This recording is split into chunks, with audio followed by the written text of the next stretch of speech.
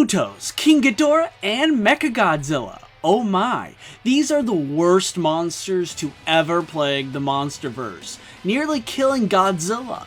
But a new Titan villain is coming. In Godzilla x Kong: The New Empire, Skar King will launch an all-out war. After the frightening power of Ghidorah and Mechagodzilla, however, how are we supposed to take Skar King seriously? In this video, I'll break down why Skar King will be more dangerous than any Titan Kong or Godzilla has ever faced. I won't factor in plot leaks, but recent toy announcements will be addressed. Skar King's most effective weapon is his intelligence.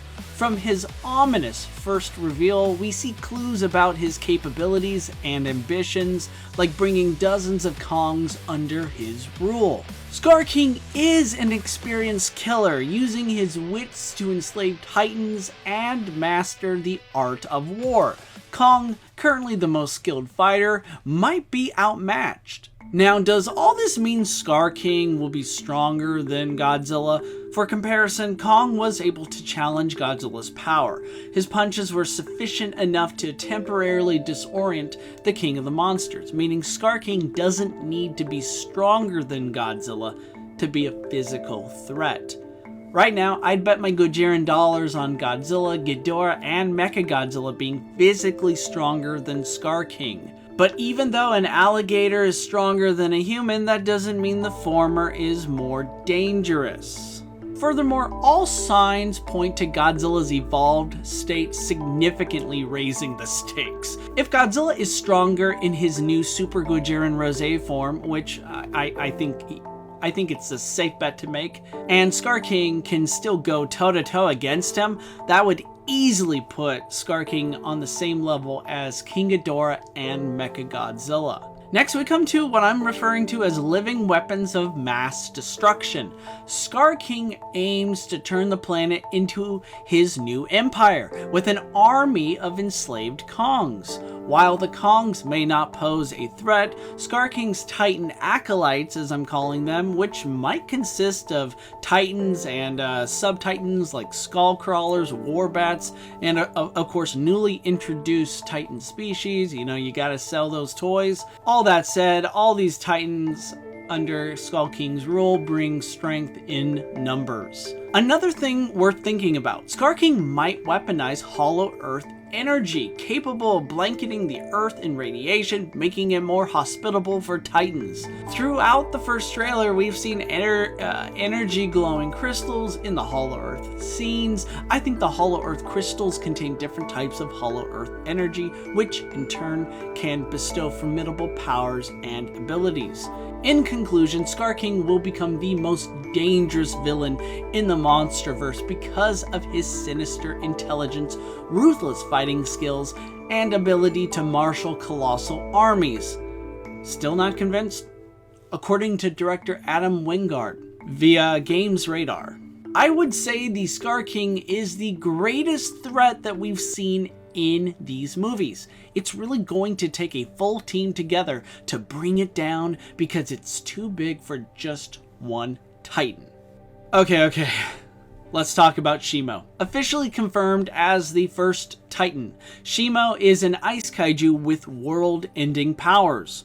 There's a popular fan theory suggesting Shimo played a pivotal role in freezing King Ghidorah, explaining why the Golden Hydra was locked away in Antarctica at the start of 2019's Godzilla King of the Monsters. In Godzilla x Kong: The New Empire, Shimo seems to be Skar King's ultimate weapon, perhaps being controlled through Hollow Earth crystals, or perhaps Skar King's found another method in controlling the powerful, mighty ice kaiju. So I suspect the Hollow Earth crystals play a pivotal role in not only Godzilla's evolved state, but may very well reshuffle the Monsterverse power hierarchy as we know it.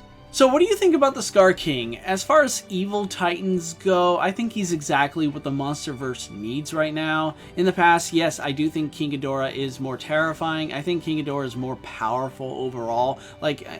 Something tells me like several months from now, we can do a video, a breakdown on who'd win in a straight up fight. King Ghidorah versus Skar King. Mechagodzilla versus Skar King. I'm pretty sure Ghidorah and Mechagodzilla would emerge victorious in a one-on-one battle. But here's the thing, the whole point of this video is to talk about why I think Skar King will be the most dangerous Titan that the Monsterverse has seen yet. And I think there's more to power than being physically stronger than your opponent or your rivals.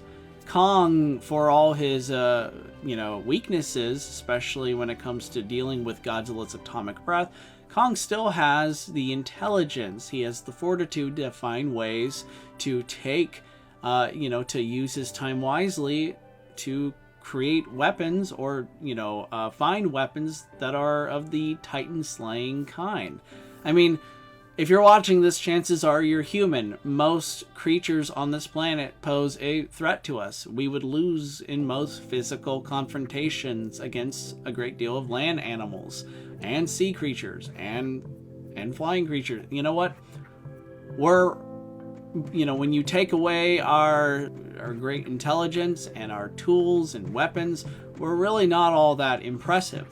We're extremely vulnerable, fragile, in fact. So I think, in a way, Kong, and by extension, Skar King, are very similar. Only, of course, they are also exceedingly strong and are extremely skilled in combat. So yeah. So anyway, feel free to voice your thoughts down below. I made this video in the first place because I was kind of getting sick and tired of reading and hearing all these posts. King Ghidorah is like, we already got Ghidorah. What makes this evil Skar King Kong? What makes evil Kong more impressive than Ghidorah? And it's like, okay guys, calm down. We haven't seen the movie yet. And of course, this is all just me having fun. It's just a fan theory video.